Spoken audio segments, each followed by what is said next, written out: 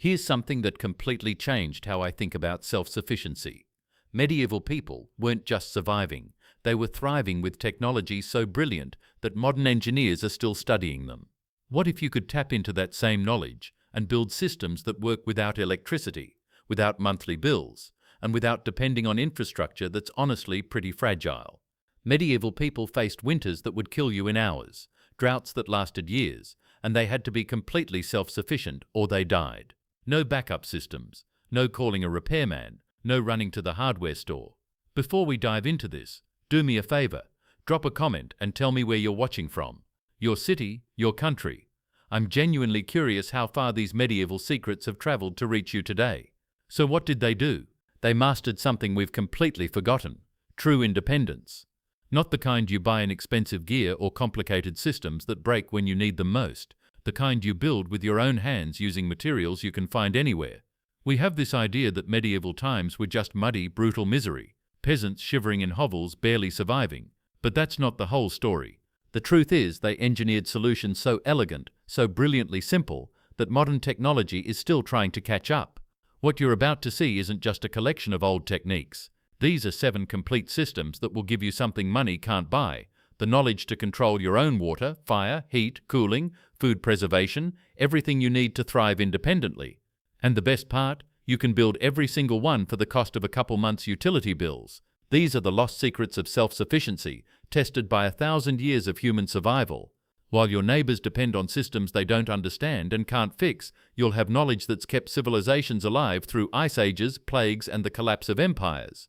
Ready to build your medieval homestead? Let's begin with the foundation of life itself: water. During a medieval siege, running out of water meant certain death. But the greatest castles had something our modern homes don't: complete water independence. They captured every drop of rain, found hidden springs with simple tools, and stored enough water to survive for months. While we panic when the tap runs dry, medieval people mastered 8 ingenious water systems that worked without electricity, pumps, or complex technology. Today you'll discover their rainwater harvesting secrets, learn forgotten techniques for finding water anywhere, and see why these ancient methods still outperform modern solutions. Time to build your own water fortress. During a medieval siege, running out of water meant certain death. It wasn't the battering rams or the catapults that were the biggest threat. It was thirst.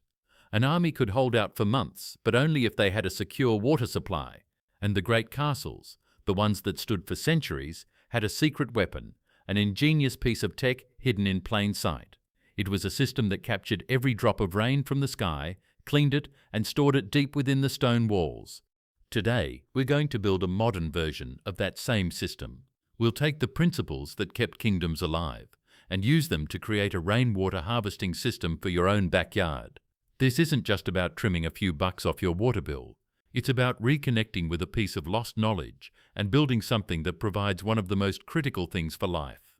When you picture a castle, you think of stone walls, towers, and moats. But maybe the most important feature was the one you couldn't see: the cistern. Now, wells were common and often the first choice, but they were vulnerable. They could run dry or, even worse, get poisoned by an enemy. So, medieval engineers got clever. They designed systems to rely on a source no army could ever cut off: the rain. They channeled water from every rooftop and courtyard into massive underground reservoirs. These weren't just pits in the ground, they were carefully built, waterproof tanks. And some even had built-in filtration that used layers of sand and gravel to clean the water before it was stored. This stored rainwater could be the difference between holding out and surrendering. The beauty of this idea is its simplicity and how well it works, and those principles are just as relevant today as they were 1,000 years ago. We've become pretty disconnected from where our resources come from, especially our water. This project is a really cool way to change that. Planning your modern homestead fortress. All right, let's translate that medieval blueprint for your own property. A little bit of planning is what separates a great project from a frustrating pile of parts. You've got to think like a castle architect.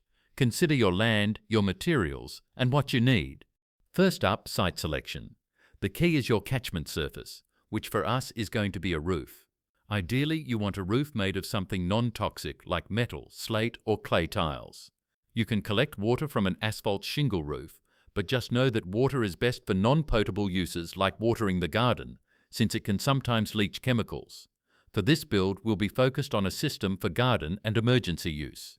Next, figure out where you'll put your cistern or storage tank. Just like in the old days, the best spot is stable, shaded, and close to where you'll actually use the water. If you can, burying your tank even a foot or two helps keep the water temperature stable and cool, just like those underground stone cisterns did. This slows down any potential algae or bacteria growth. Now let's talk materials. We're mixing old-school methods with new, easy-to-find materials. Here's your shopping list. For the collection system, standard gutters and a downspout.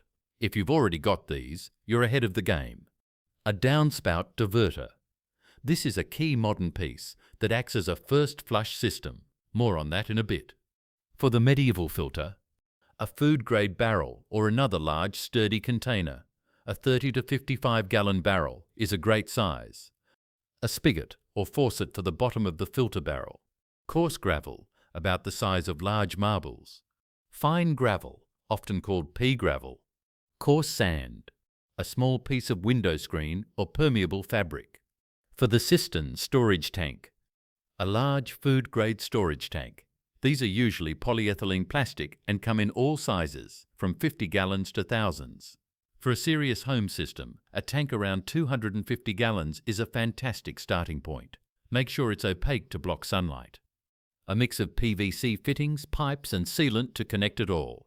You'll probably need some elbows, adapters and a couple of shut-off valves. Gathering these materials is your first quest. Think of it as sourcing the stone and timber for your fortress walls. Once you have everything, you're ready to start building. The build step by step. Step 1. The gutter and downspout connection. Our collection starts at the roof. First, make sure your gutters are clean. The first bit of modern magic is the downspout diverter. This device installs right into your existing downspout. Here's how it works. It lets the first few gallons of rainfall, the stuff that washes all the dust, bird droppings and pollen off your roof, flow down the original spout.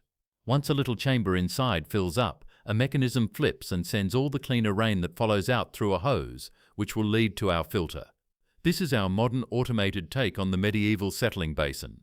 It's a simple, brilliant device that seriously improves the quality of the water you collect. Installation is usually pretty easy.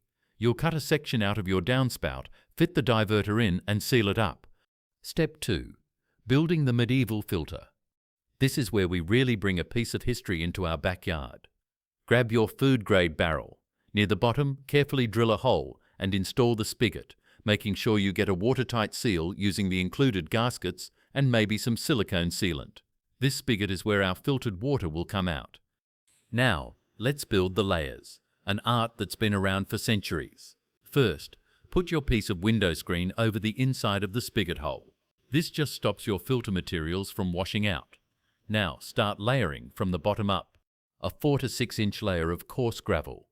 This creates a space for filtered water to collect and keeps the finer layers from clogging the exit. Next, a 4 to 6 inch layer of fine gravel, pea gravel. This layer starts filtering out smaller bits of debris. On top of that, a thick 8 to 10 inch layer of coarse sand. The sand is the real workhorse of our filter, grabbing all that fine sediment and other particulates.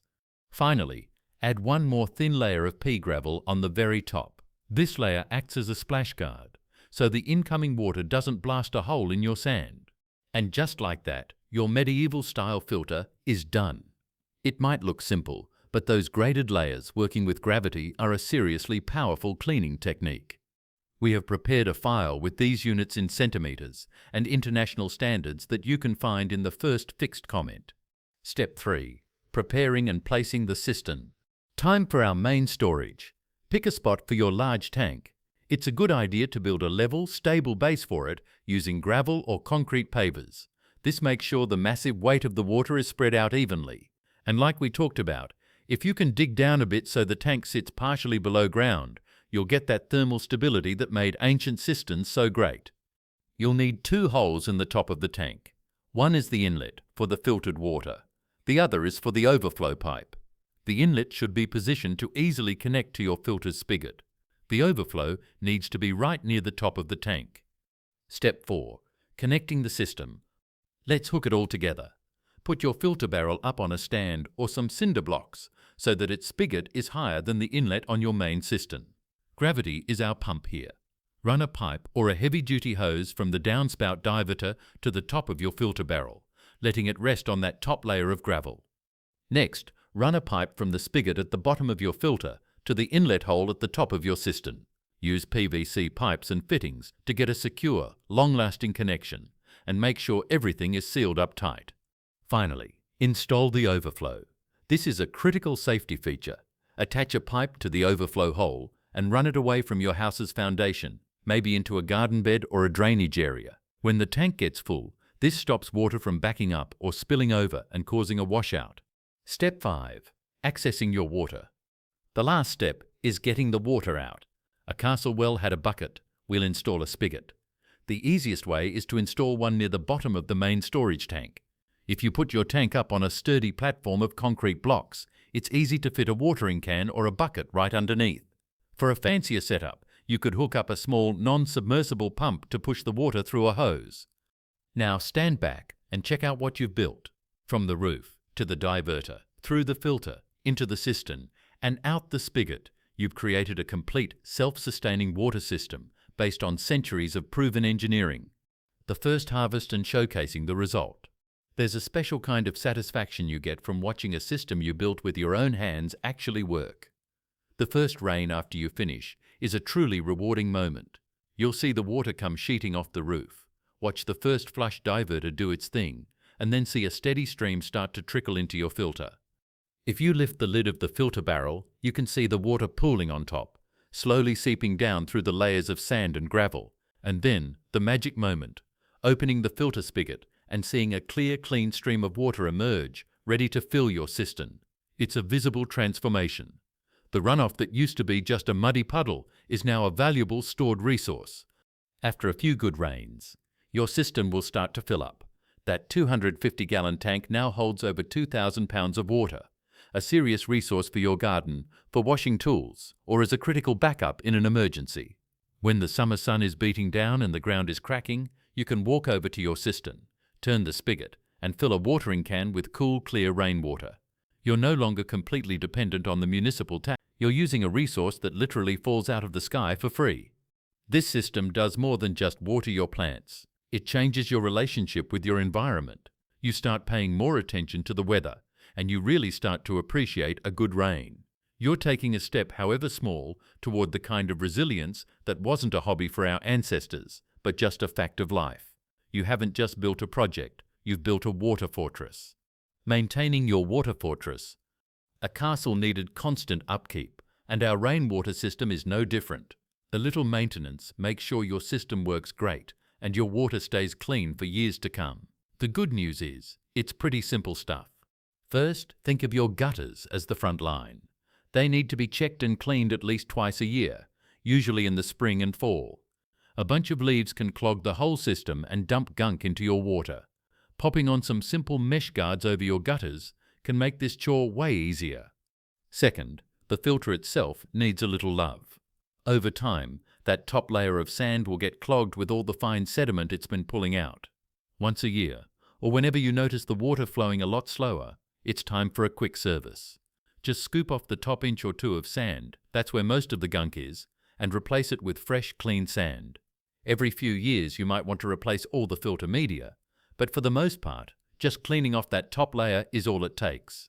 Finally, take a look at the cistern itself. Keep the lid on tight to keep debris and sunlight out.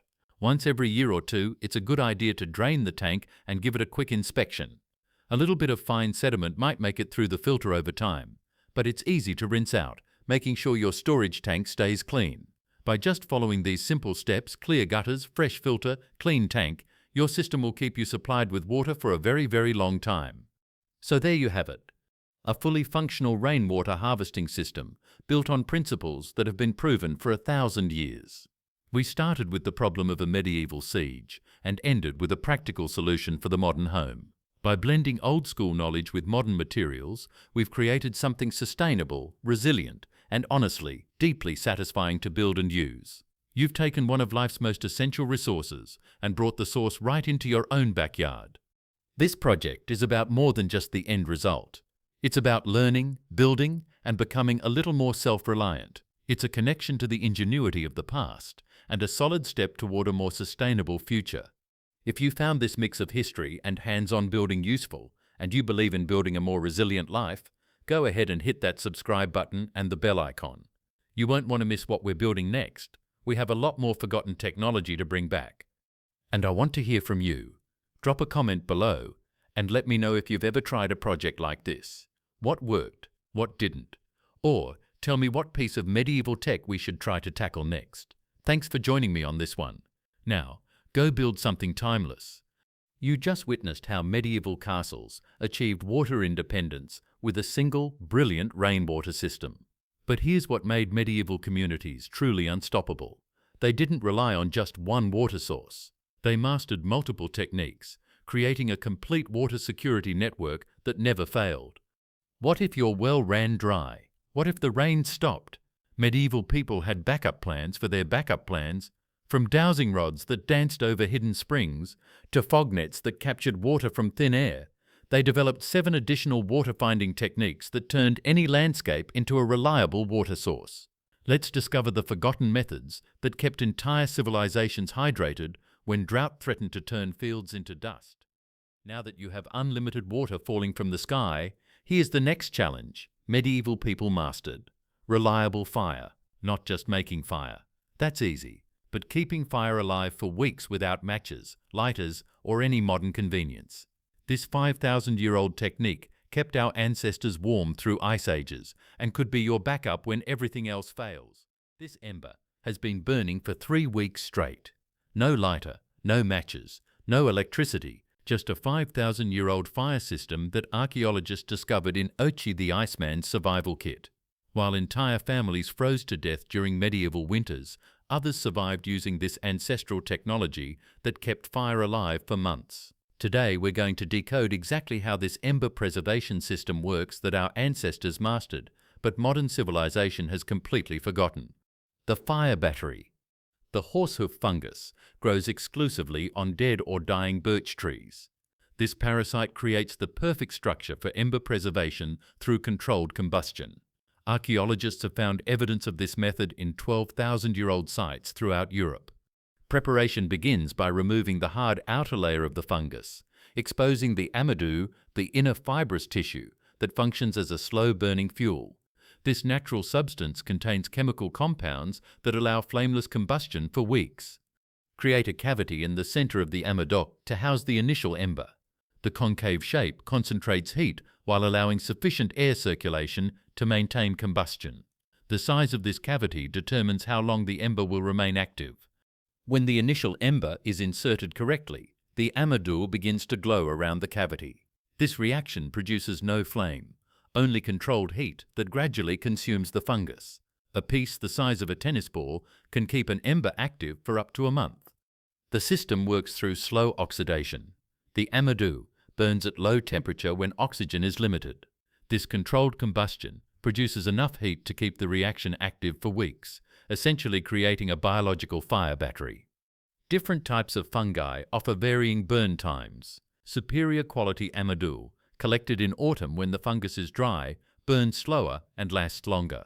The preparation technique also influences duration. Properly processed amadou can sustain embers for months under ideal conditions.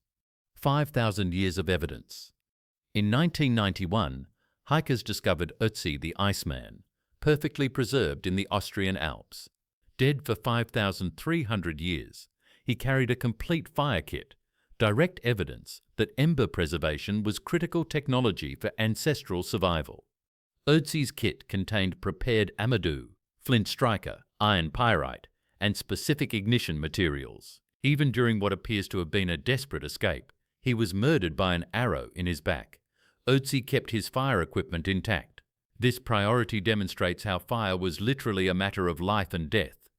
Analysis revealed that the amadou still maintained functional cellular structures after 5 millennia. The striker showed extensive use marks, proving regular dependence on this technology.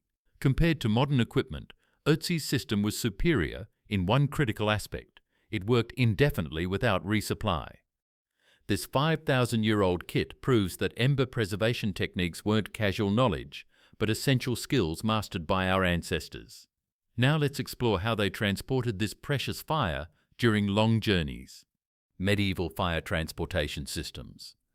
Transporting embers required sophisticated medieval engineering. The Moss method creates a thermal insulation system that protects the ember during long travels. Dry moss functions as natural insulation, maintaining stable temperature without suffocating combustion. Wrap the fungus with ember in alternating layers of dry and moist moss. Dry moss provides thermal insulation. Slightly moist moss creates steam that regulates temperature, preventing overheating that would consume the amadou rapidly. Medieval travelers used perforated metal containers for safe transport. A can with small holes allows air circulation while protecting against wind and rain. The holes must be small enough to prevent water entry, but large enough for oxygenation. The weather protection system combines metal container with layers of insulating material. Even in heavy rain, the ember remains active inside the container. This technology allowed medieval families to maintain fire during weeks-long journeys through hostile territories. Controlling airflow determines combustion speed. More holes accelerate consumption but increase heat. Fewer holes reduce consumption but can suffocate the ember. Finding the correct balance was an essential skill for medieval survival. Medieval monasteries maintained perpetual embers as part of their daily routines. Monks responsible for fire developed precise maintenance techniques, documenting methods that allowed keeping the same ember active for years. These monastic records provided historians with detailed information about long-term preservation techniques. Medieval soldiers carried compact versions of these systems during military campaigns. Reliable fire meant cooked food, heated weapons for field forging, and elevated morale during cold nights. Losing fire during military campaign could mean defeat, making ember preservation specialists valuable members of any army. The phantom fire of Native Americans. While medieval Europeans mastered ember preservation, on the other side of the world, Native Americans developed a completely different approach: total combustion control through the Dakota fire hole.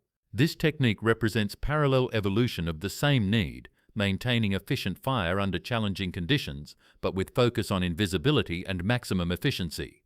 The Dakota fire hole creates underground fire that burns hotter using less fuel, producing minimal visible smoke. For tribes in hostile territory, this invisibility could mean the difference between life and death. Construction begins by digging a main hole 30 centimeters in diameter and 45 centimeters deep. This will be the combustion chamber, where the fire burns. Location should have firm soil that won't collapse, preferably on a gentle slope that facilitates digging the air tunnel.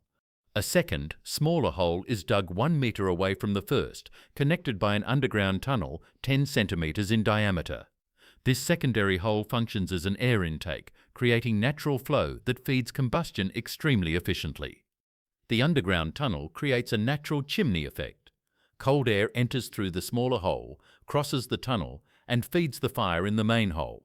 Hot air rises directly from the main hole without creating a smoke column visible at distance. This forced ventilation makes the fire burn significantly hotter than conventional campfires. The system's efficiency is impressive. Dakota fire hole consumes about half the wood needed for traditional campfire, producing twice as much usable heat. For nomadic peoples who depended on scarce resources, this efficiency represented significant survival advantage.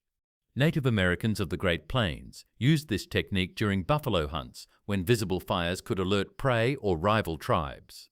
Hunters could cook meat and warm themselves without revealing their position, maintaining essential tactical advantage. When no longer needed, Dakota fire hole disappears completely. Simply cover the holes with earth. This ability to leave no trace was critical for tribes that needed to keep movements secret or avoid detection by enemies. Ultimate Ember Preservation Kit. The ultimate system combines multiple preservation techniques in a portable kit. Medieval travelers carried fungi in different preparation stages, backup ignition materials, and specialized tools for maintaining embers under any condition. The medieval traveler's kit included 3 to 5 pieces of prepared amadou, dry moss in sufficient quantity for a week, perforated metal container, striker with flint, and quick ignition material like dry birch bark. Backup systems ensure that individual failures don't result in total fire loss. Multiple fungi in different combustion stages, alternative materials like inner tree bark, and ember transfer techniques between containers created essential redundancy. Regular system testing prevents failures when you need it most. Practice transferring embers between containers, reactivating dormant amidol, and building complete fire using only kit components. This familiarity with equipment transforms theoretical knowledge into reliable practical skill. Parallel solutions around the world. Cultures around the globe developed parallel solutions for the same fundamental problem, reliably transporting fire. We've seen fungi in Europe and underground holes in North America. Now let's explore how Asians, Africans, and other peoples solved this need using different materials and methods, but following similar principles. Firepots represent humanity's most universal fire transport system, used by civilizations on all continents for thousands of years. This ceramic container allowed carrying live embers during long journeys. From steppe nomads to Viking navigators, the firepot was essential survival technology. In Asia, Kashmir's Kangdi uses a semi-spherical ceramic pot wrapped in wicker, with handles that allow safe transport. Kashmiri families carry these firepots under clothing during harsh winters, maintaining body heat for hours. The system evolved to include sophisticated insulation that prevents burns while maximizing heat transfer. Native Americans of the Great Plains created fire carriers using buffalo horns. These natural containers, sealed with clay and fibers, transported embers during seasonal migrations. The horn's conical shape creates ideal airflow to maintain active combustion without allowing embers to spread dangerously. Siberian peoples developed systems using birch bark. Thick bark is molded into waterproof containers that protect embers against snow and wind. Additional insulation using animal fur creates thermal chamber that maintains constant temperature for days during tundra travels. African tribes used hollow gourds as natural firepots. These gourds, treated with vegetable oils to resist fire, transported embers during savanna migrations. Ventilation system, using small holes, allows precise combustion control. Pacific peoples developed maritime fire carriers using large shells and saltwater-resistant materials. Polynesian navigators carried fire across oceans using these systems, enabling colonization of distant islands where starting fire from scratch would be extremely difficult. Each culture adapted the basic concept to their specific needs and available materials. Cold environments required more insulation. Humid climates demanded better moisture protection. Nomadic peoples needed light and durable systems. Sedentary communities could use more robust and elaborate systems. The principle remains universal: control combustion through oxygen regulation, protect against external elements, and maintain adequate temperature to sustain the chemical reaction of slow oxidation. Complementing modern technology. Ancestral methods don't replace modern technology, they complement it. Lighters are convenient, matches are practical, but when convenience fails, ancestral knowledge becomes security. This isn't about rejecting progress, but having reliable backup when you need it. Situations where ancestral fire preservation applies include remote camping without resupply possibility, prolonged emergencies without electricity, or when equipment gets wet under extreme conditions. Blackouts during storms can last days. Electronic equipment fails. Matches get wet. Preserved embers work independent of these variables. Experienced mountaineers carry backup systems based on ancestral principles during extreme altitude expeditions. When temperature drops below -40 degrees Celsius, lighters stop working. Matches become brittle. Preserved embers continue functioning, representing the difference between life and death. Military operations in hostile environments frequently depend on backup systems inspired by ancestral methods. When electronic equipment fails due to interference, extreme weather, or combat damage, soldiers need reliable methods to maintain basic survival capabilities. Family emergency preparation benefits enormously from understanding these systems. Hurricanes, earthquakes, and other natural catastrophes frequently cut power for weeks. Families who understand ancestral fire preservation maintain the ability to cook, warm themselves, and signal for help when modern infrastructure fails. Education in ancestral methods develops deep understanding of the scientific principles behind combustion. This understanding makes people more competent in safe and efficient use of modern technologies, creating more informed and responsible users of contemporary energy resources. The science behind ancestral methods. Ötzi's kit, discovered perfectly preserved in the Alps, contained prepared amadou, flint striker, and ignition material, direct evidence that this technology sustained human survival for millennia before agriculture. Controlled combustion works through slow oxidation without flame production. Amadou contains cellulose and lignin that burn at low temperatures when oxygen is limited. This reaction produces enough heat to keep combustion active for weeks. Medieval families depended on this technology because fire was a matter of life and death. Starting fire from scratch required considerable effort and didn't always work under adverse conditions. Keeping embers active eliminated this critical vulnerability. Modern chemical analysis of amadou reveals unique cellular structure that allows sustained combustion. Plant cells create a network of microchambers that automatically regulate oxygen flow. When oxygen is abundant, combustion accelerates. When oxygen decreases, combustion slows but doesn't stop completely. Dakota firehole demonstrates advanced principles of fluid dynamics. Cold, denser air enters through the tunnel and pushes hot, less dense air up through the combustion chamber. This forced flow creates higher combustion temperature using less fuel, a principle that modern engineers apply in industrial furnaces. Humidity regulation in transport systems uses principles of heat and mass transfer.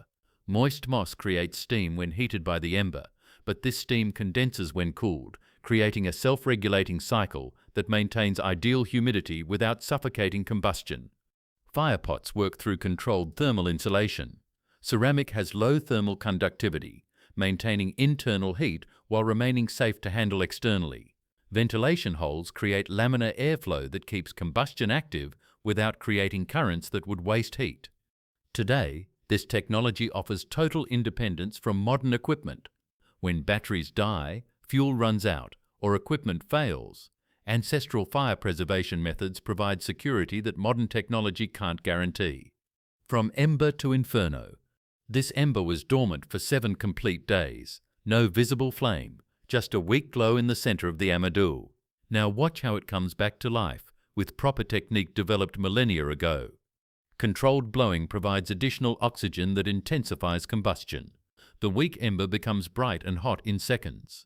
This reactivation can be repeated indefinitely while there's amadou to consume, the same principle that kept our ancestors warm during ice ages. From the preserved ember, we build complete fire by gradually adding ignition material. First, dry fibers capture the heat. Then thin twigs create small flame. Finally, larger wood establishes sustainable fire. This entire process, from dormant ember to robust fire, takes less than 2 minutes. Direct comparison shows reliability under adverse conditions. Lighters fail when cold. Matches are useless when wet. Electric lighters die without battery.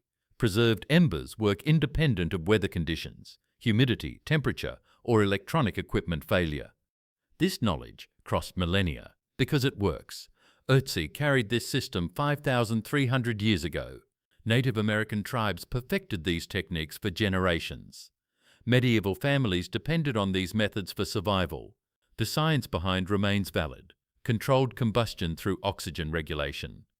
Modern systems offer convenience, but ancestral methods offer absolute reliability. This ember burned for 3 weeks using just a tennis ball-sized fungus. No battery would last that long. No commercial fuel would be so efficient. No modern equipment would work so long without maintenance. Practical applications are infinite. Extended camping, emergency preparation, energy independence, scientific understanding of combustion, connection with ancestral methods, and developing survival skills that can save lives when modern technology fails. Next time your electricity fails, when matches get wet, or when you're truly isolated from modern infrastructure, this ancestral technology could be the difference between comfort and survival. The knowledge that kept our ancestors alive for millennia still works perfectly today. This ember will continue burning as long as there's a amadou to consume. 5,000 years later, it's still superior technology for fire preservation. Our ancestors knew something worth rediscovering. You can make fire, but medieval people took it 3 steps further. they created heating systems so efficient they outperform modern electric heaters while costing pennies to operate. If you're already amazed by what medieval people accomplished, hit that like button because we're just getting started. While your neighbours pay $200+ monthly for heat, you're about to learn systems that turn a handful of candles into hours of warmth, without electricity, without gas, without astronomical energy bills. Just 3 heating systems that medieval master potters developed when cold killed more people than wars and diseases combined. While entire families froze to death during brutal winters, monasteries and workshops prospered using this ancestral technology that transformed common clay into durable heat sources. Today we're going to present and build these 3 medieval heaters that still outperform modern systems in efficiency and cost, and you can replicate all of them with materials found in any garden store. The thermal engineering of medieval potters. How to make. Use a large terracotta pot inverted over a ceramic plate. Position candles or fuel inside the plate, creating a controlled combustion chamber. Elevate the pot slightly to allow air circulation underneath. This ventilation is crucial for efficient combustion and safety. This modification transforms the pot into a pure radiator that heats objects and people directly through infrared radiation, exactly like the sun heats Earth during cold but sunny days. Heated air style, forced circulation. Keep the top hole open and add a tube or air director. This design heats internal air that exits through the top, creating convection current that distributes heat throughout the environment. The hot air emerging from the top can reach impressive temperatures, be careful when touching. The choice between styles depends on the objective. Radiant for direct personal heating, air circulation for heating larger environments. Terracotta represented the revolution of individual heating in medieval monasteries. While peasants depended on dangerous fires that consumed wood quickly, Xipsian monks developed clay heating systems that radiated constant heat for hours using minimal fuel. Archaeologists discovered evidence of these heaters in 900-year-old scriptoriums, rooms where monks copied manuscripts during frozen winters. Medieval scriptoriums required controlled heating because parchments became brittle with extreme cold, but traditional fires produced smoke that damaged precious texts. Monastic potters developed terracotta heaters that radiated clean and constant heat, allowing intellectual work during winter months when other activities stopped completely. Clay possesses unique thermal properties. It absorbs heat slowly, but releases it constantly for hours. While metals heat and cool rapidly, terracotta functions as a thermal battery that stores caloric energy and distributes it uniformly through infrared radiation. This thermal mass creates fundamentally different heating from modern systems. Electric heaters produce direct heat that disappears when turned off. Heated terracotta continues radiating heat for 3 to 4 hours after source extinction, maintaining comfortable environment with fraction of energy consumption. Medieval homemade fuel. Medieval monks created their own fuel using animal fat and natural fibers. Modern version uses melted vegetable fat in glass jars with cotton wicks. Melt the fat, let it cool partially, insert wick in center.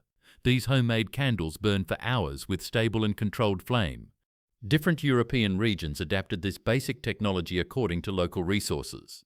Portuguese potters developed ornate braziers that heated entire palaces. Japanese artisans created ceramic hibachi with similar designs. Universal principle remains: heated clay radiates heat efficiently. Regional variations demonstrate technique versatility. Monasteries in mountainous regions used larger pots for prolonged heating. Urban workshops preferred compact versions that didn't occupy precious space. All followed basic physics: clay thermal mass plus controlled combustion, efficient heating. Modern safety requires precautions that medievals didn't know. Always use in ventilated environment to avoid carbon monoxide accumulation. Modern CO detectors can be installed in any environment where combustion heaters operate. Keep flammable materials away from heater. Never leave operating without supervision. Heat reflector amplifier. Long before modern engineers understood thermal radiation, medieval builders mastered the art of directing and amplifying heat using reflective surfaces. This ancestral technique can increase efficiency of any heat source by 10 to 15%, difference that can mean comfort versus cold during emergencies or substantial savings on energy bills. Medieval blacksmiths discovered that hammered and polished iron or copper plates reflected intense heat from their forges back to work area, keeping workshops heated even during brutal winters. Great castle halls used polished metal panels positioned strategically behind fireplaces to direct heat to main tables where nobles dined. The physics behind thermal reflectors is elegantly simple. Radiant heat travels in straight lines like light, and polished surfaces can redirect this energy exactly like mirrors redirect sunlight. Medievals used polished metal plates behind fires to concentrate heat in specific directions, technique that worked so well it remained unchanged for centuries. Application in domestic radiators. The most effective application in modern homes is installing reflector foil behind radiators, especially those installed on cold external walls. North walls of houses absorb heat from radiators without returning it to environment. Reflector foil blocks this loss and redirects thermal energy back to room. Measure radiator length and cut reflector foil few centimeters smaller to remain hidden. Use double-sided tape on upper and lower edges. Stick only upper tape first to position correctly before fixing definitively. This simple installation can reduce time needed to heat environment by 15%. Mobile reflectors for fireplaces. Portable reflector panels positioned beside fireplaces direct heat to specific areas of room. This medieval technique allowed efficient heating of large halls using single heat source. Modern version uses cardboard panels covered with aluminum foil, easily repositionable as needed. Outdoor fires. Winter camping and outdoor activities benefit dramatically from reflectors positioned strategically behind fires. Temporary reflective panels, from simple aluminium foil to metal screens, can transform cold outdoor area into heated, usable space during events or night work.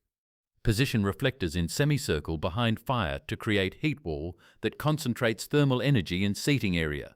This medieval technique allows larger groups to benefit from radiated heat, significantly expanding comfort zone around fire.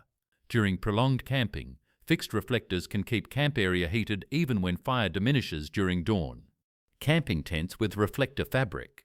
Emergency thermal blankets and specialized reflective materials revolutionized tent heating during winter camping. Position reflective thermal blanket as wall behind sleeping area, creating barrier that reflects body heat back to tent occupants. This modern application of medieval principle works two ways. Reflects heat radiated by human body during sleep and can be combined with safe heat source, like special camping candles, to amplify internal tent heating. Outdoor equipment designers develop tents with integrated reflective panels that increase internal temperature by up to 10 degrees Celsius compared to conventional tents.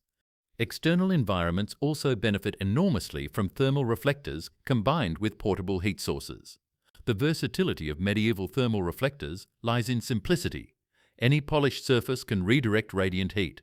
From cheap aluminum foil to commercial reflective panels, principle remains identical. Capture wasted thermal energy and direct it where needed. Before we continue to the next genius heating method, make sure to like and subscribe to the channel to ensure you won't be cold next winter. Heat that lasts all night.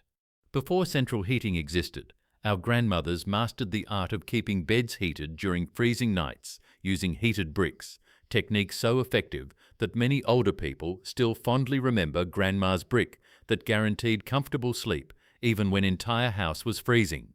The heated brick technique represents ancestral thermal engineering in its purest form. The Old House Guy author explains that while common construction bricks work adequately, soapstone bricks are superior because they retain heat longer. He mentions, "My favorite way of keeping bed warm at night is with soapstone brick. I used to use regular brick, which works good, but soapstone holds heat longest." Soapstone is natural mineral composed mainly of talc, with excellent thermal retention properties. A properly heated soapstone brick can radiate comfortable heat for 6 to 8 hours. The author confirms that the brick holds its heat till morning. Common clay bricks also work, but for shorter period. Traditional heated brick preparation. Our great-grandmothers heated common bricks in wood stove during dinner preparation, taking advantage of residual heat that would normally be wasted. Brick was carefully wrapped in thick towels or flannel to avoid burns and create insulation that prolonged heat release. The secret was in adequate wrapping, sufficient fabric to protect skin, but not so much that it blocked heat transfer.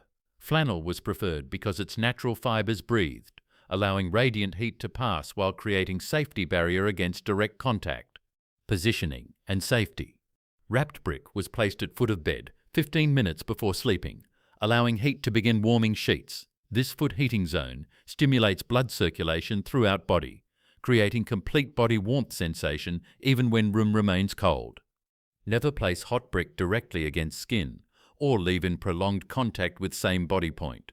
Move periodically to distribute heat and avoid localized overheating.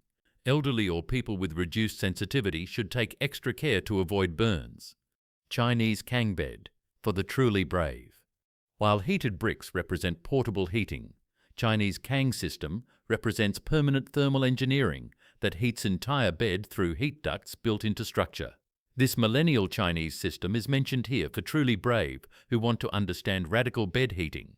Kang works through elevated brick platform built over duct system, connected to external heat source. Fire burns in separate chamber. Hot smoke circulates through ducts under sleeping platform before escaping through distant chimney. This circulation heats brick mass that radiates heat upward during entire night. Kang construction requires advanced knowledge of thermal engineering and brick construction. Ducts must be properly dimensioned to create adequate flow without smoke accumulation. Insulation between ducts and sleeping surface must prevent overheating while allowing adequate thermal transfer. Important warning: Kang construction requires masonry experience, fire safety knowledge, and adequate ventilation understanding. Inadequate installation can result in fire or carbon monoxide poisoning. System is mentioned here only to demonstrate thermal heating principles, not as recommended DIY project. Kang principles influenced modern radiant heating systems installed under floors. Floor radiant heating uses hot water or electric cables to heat thermal mass that radiates heat uniformly, same concept that Chinese builders developed 2,000 years ago using only bricks and intelligent engineering. The genius of both simple brick and complex Kang lies in using thermal mass to store and gradually release heat. While modern heaters produce instant heat that disappears quickly, thermal mass systems create sustained heating that lasts hours with single energy investment. For those interested in more advanced but safe bed heating, modern version uses electric thermal pads with automatic timer or hot water bottles that offer prolonged heat without complex construction risks. Principle remains ancestral, heat mass that radiates heat during sleep. Real effectiveness of medieval systems. Numbers don't lie when we compare energy efficiency of medieval systems against modern heaters. Using infrared thermometer and electric consumption meter, results demonstrate why these ancestral techniques survived 1,000 years. Clay pot system versus portable electric heater.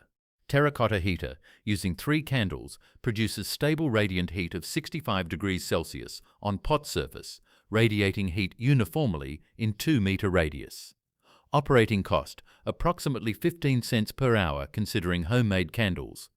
Portable electric heater of 1,500 watts produces more intense but localized heat, heating only area directly in front of appliance. Consumption, 1.5 kilowatt hour, costing approximately 45 cents per hour at average residential rate. Heating durability. After source extinction, terracotta continues radiating measurable heat for 3.5 hours, maintaining surface above 40 degrees Celsius. Electric heater stops completely when turned off, losing all heat in minutes.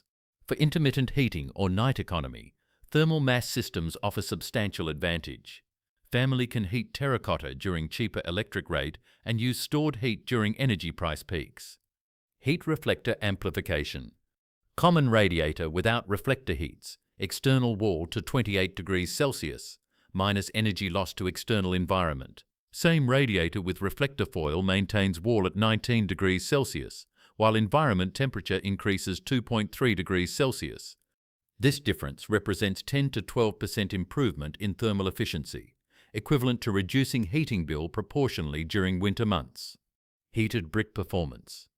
Brick heated to 75 degrees Celsius and adequately wrapped maintains temperature above 45 degrees Celsius for 6 hours, sufficient time for complete night of comfortable sleep. Energy cost. Only energy to heat brick in oven for 30 minutes. Equivalent electric blanket consumes energy continuously during entire night, resulting in 400% higher operating cost for same heating period. Ideal applications by system. Clay pot system. Ideal for personal heating in cold offices, workshops, or as emergency heating during blackouts. Portability allows moving heat where needed. Heat reflector. Maximizes efficiency of any existing heating system. Single investment with immediate return through energy savings. Heated brick. Perfect for economical bed heating or situations where night heating is necessary, but energy cost is concern. These heaters were keeping people comfortable 1,000 years ago. Now you know systems that still outperform modern technology in efficiency, cost, and reliability. When energy bills skyrocket or blackouts eliminate modern heating, ancestral knowledge becomes difference between comfort and extreme cold. If this content changed your perspective on efficient heating, subscribe to channel for more ancestral techniques that still outperform modern technology. Share this video with those who need to reduce energy costs or be prepared when modern systems fail. Our ancestors survived millennia of brutal winters. Now you can too. Heat and water solved. But here's what killed more medieval people than wars: contaminated water. The communities that survived had 3 ingenious purification systems that could turn any water source safe to drink. No chemicals, no electricity, just physics and materials you can find anywhere. This water was contaminated with deadly bacteria 5 minutes ago. Now it's purer than most tap water. No chemicals, no electricity, no industrial filters. Just 3 purification systems that medieval villagers developed when contaminated water killed more people than battles and epidemics combined. While entire cities succumbed to cholera and dysentery, monasteries and rural communities prospered using this ancestral technology that transformed any source into safe drinking water. Today we're going to learn about 3 medieval purification systems that still outperform modern technology in extreme situations, and you can replicate all of them with materials found in any city. Cloth pre-filtration, the first barrier against death. Linen cloth represented the first line of defense against death by contaminated water in medieval monasteries. While villagers died from devastating intestinal diseases, Cistercian monks developed this pre-filtration system that instantly removed visible particles and coarse sediments. This was the mandatory first stage before any other treatment. Turbid water indicated dangerous contamination that could eliminate entire communities. Medieval travelers never drank water without passing it through cloth first, carrying pieces of linen specifically for this purpose during journeys through territories where sources were questionable. The monasteries used multi-stage systems where water passed sequentially through different cloths at progressively lower heights. This gravity-fed design ensured constant flow and gradual purification, a principle we can perfectly replicate today using simple materials. Let's build the modern medieval system. Cut 3 PET bottles or use 3 containers of your choice. Position them at different heights. The container with the dirtiest water should be at the highest point, the intermediate container in the middle, and the container for purified water at the lowest level. Connect the containers using strips of white cotton or linen cloth. One end of the cloth goes from the first container to the second, and a second strip connects the second to the third. The cloth functions as a filtration bridge that allows water to flow naturally by gravity through the fibers. This stepped system works through the principle of combined capillary action and gravity. The height difference creates hydrostatic pressure that forces water through the cloth fibers, while capillary action ensures constant flow without need for pumping. Each passage through cloth removes more impurities than the previous stage. When contaminated water is placed in the upper container, it automatically begins flowing through the first cloth to the intermediate container, where it becomes temporarily cleaner. Then it flows through the second cloth to the final container, emerging significantly purer than the original water. The stepped height is crucial because it creates pressure differential that maintains continuous flow. Without this elevation difference, water wouldn't flow efficiently through the cloths. The greater the height difference, the more gravitational force drives the filtration process. The system works through progressive physical filtration. Each cloth removes different types of contaminants. The first cloth captures coarse sediments and visible debris. The second cloth refines filtration, removing smaller particles that pass through the first stage. The result is dramatically clearer water. But before we advance to the monumental systems of the monasteries, we need to witness something that will completely change your understanding of natural filtration. Primitive water filter, the discovery that challenges everything. Bushcrafter Clay Hayes rediscovered an ancestral technique that our ancestors used millennia before the Middle Ages: filtration through living branches. This modern discovery scientifically validated knowledge that primitive tribes preserved for generations. Plants can purify water through their own vascular systems. Hayes demonstrated using cut grapevine to siphon and filter contaminated swamp water, transforming it into crystal clear drinking water. The secret lies in maintaining the vine's natural orientation to simulate the water flow the plant would use in life. The branch functions as a natural straw. Contaminated water enters one end and emerges filtered from the other. The laboratory results were impressive. Raw swamp water contained 43.6 mpn of E. coli, too significant contamination that would cause severe illness. After filtration through the grapevine, samples revealed less than 1 mpn of E. coli, essentially undetectable. Hayes also tested a secondary filter built with a cypress branch to compare performance. Although not laboratory tested due to cost, similar filtration efficacy was expected based on the same biological principles. The taste test revealed subtle differences. Grapevine filtered water maintained a slight chlorophyll flavor, while cypress filtered water presented a neutral taste like bottled water. This technique works, but Hayes emphasizes important limitations. Viruses may not be filtered, and environmental factors like drought affect efficacy. It's essential to use healthy branches from plants with active growth for optimized flow and filtration. Complete testing is necessary to ensure absolute safety. Clay Hayes' complete video will be in the description. A fascinating experiment that connects modern science with ancestral wisdom. But now let's explore how medievals took filtration to a completely different level. Slow sand filtration system, the hydraulic engineering of monasteries. While villagers died from contaminated water, Cistercian monks developed slow filtration systems using sand layers in stone cisterns that purified thousands of litres daily. These monasteries possessed the purest water sources in medieval Europe, sustaining entire communities during epidemics that devastated nearby regions. It was the living water system that allowed prosperity when others perished. The Cistercians created the first documented slow filtration systems in history, adapting regional techniques with available local materials. Each monastery developed variations based on the region's geological resources, but basic principles remained universal. Multiple specialized layers created progressive purification. Let's build 3 different versions, from basic to advanced, using materials you can find in any city. Basic version, PT bottle system, 30 minutes. Cut a large PT bottle and invert it to create a filtration funnel. Drill small holes in the cap. These holes control water flow and prevent filtration materials from escaping. The size of the holes determines filtration speed and retention of internal layers. The first layer uses coarse gravel that functions as structural support and initial drainage. This base prevents upper layers from mixing and ensures uniform flow through the system. Add a layer of activated charcoal that removes chemical contaminants and improves taste through adsorption. Add multiple layers of gravel in decreasing grain sizes, followed by coarse sand. This material progression creates increasingly refined physical filtration, complete with a final layer of fine sand, the most critical component of the medieval system that creates microscopic filtration. Intermediate version, transparent container system, 1 hour. Use a large glass container to observe each layer functioning during the filtration process. Start with coarse gravel drainage at the base. Add activated charcoal, followed by multiple sand layers in progressively smaller grain sizes.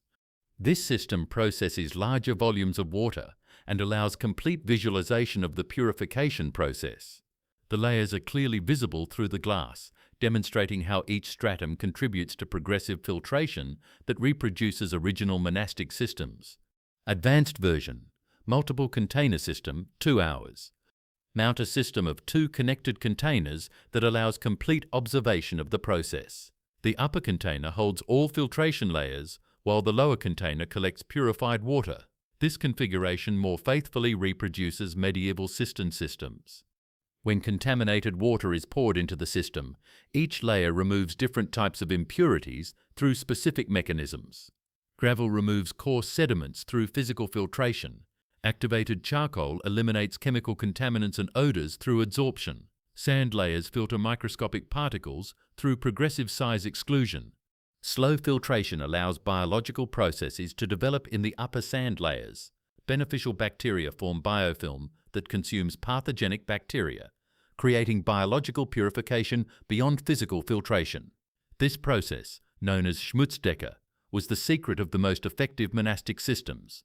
The result is crystal clear water that emerges slowly from the system, purified through multiple simultaneous mechanisms that reproduce exactly the processes that kept medieval monasteries free from waterborne diseases.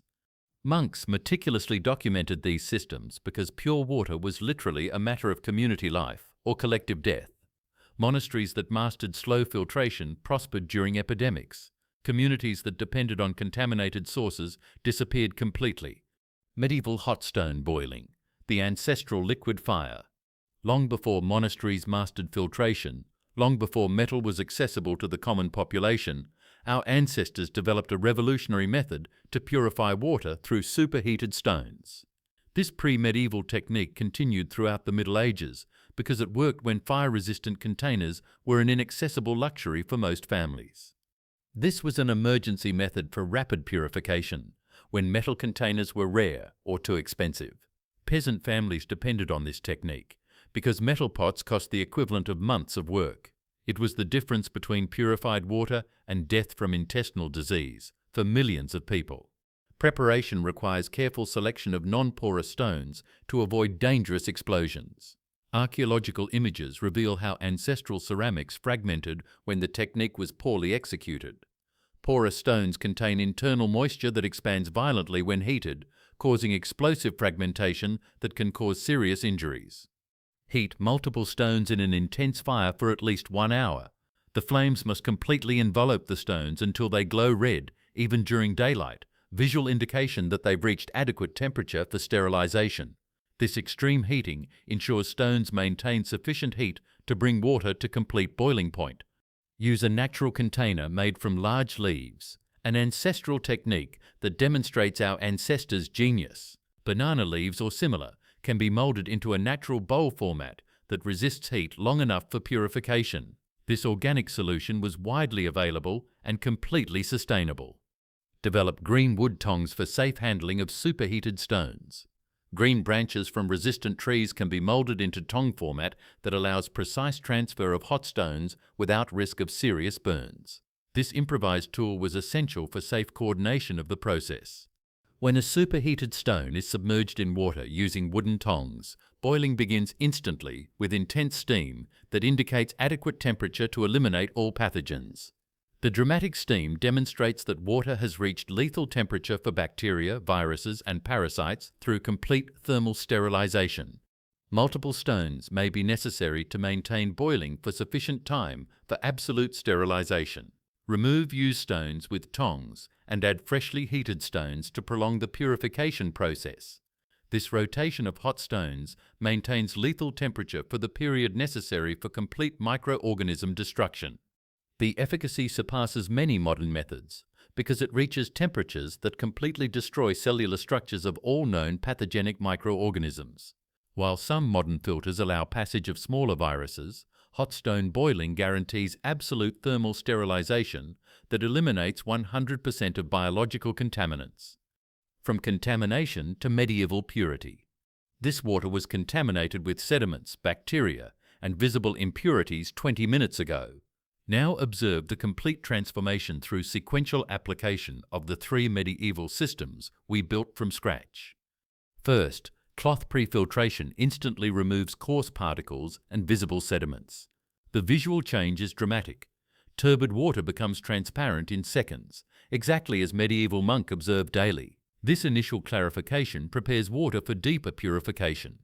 Second, slow sand filtration eliminates microscopic contaminants through multiple specialized layers that reproduce Cistercian systems. Each layer removes different types of impurities, creating progressive purification that rivals modern industrial treatment plants.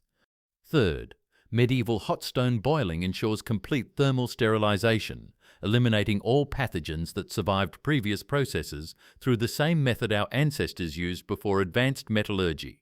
This thermal purification offers absolute safety against all waterborne diseases. Direct comparison demonstrates superiority in specific situations where modern technology fails. Commercial filters clog with heavy sediments. Electrical systems stop during blackouts. Chemicals run out during prolonged emergencies. Medieval methods work indefinitely, using only natural materials available in any environment. This knowledge crossed centuries because it works independent of external conditions or industrial infrastructure. Sister monkeys used these systems 800 years ago. Pre-medieval ancestors mastered stone boiling for millennia. The science behind remains valid. Purification through physical, biological, and thermal sterilization. Modern systems offer convenience and speed, but medieval methods offer absolute reliability when convenience fails. This water was purified using only materials anyone can obtain anywhere in the world. No commercial filter offers this total independence. No electrical system works without infrastructure. No modern technology operates indefinitely without maintenance or resupply. Practical applications are infinite. Emergency preparation when infrastructure collapses. Off-grid living without external dependency. Adventure travel through remote regions. Scientific education about purification principles. And development of ancestral skills that can save lives when modern civilization fails. The next time your municipal water is interrupted by natural catastrophes, when commercial filters fail in extreme situations, or when you're truly isolated from modern infrastructure, this medieval technology can be the difference between health and serious illness. The knowledge that kept our ancestors healthy for millennia still works perfectly today. These techniques will continue purifying water as long as there's cloth to filter, sand to stratify, and stones to heat. 800 years later, there's still superior technology for independent purification in situations where modern convenience doesn't exist. Our ancestors knew something worth rediscovering. If this content changed your perspective on water purification, subscribe to the channel for more ancestral techniques that still outperform modern technology. Share this video with those who need to be prepared when convenience fails. Our ancestors survived millennia. Now you can too. And stay tuned, because we'll be releasing part 2 of this combined tutorial featuring incredible medieval techniques for your survival.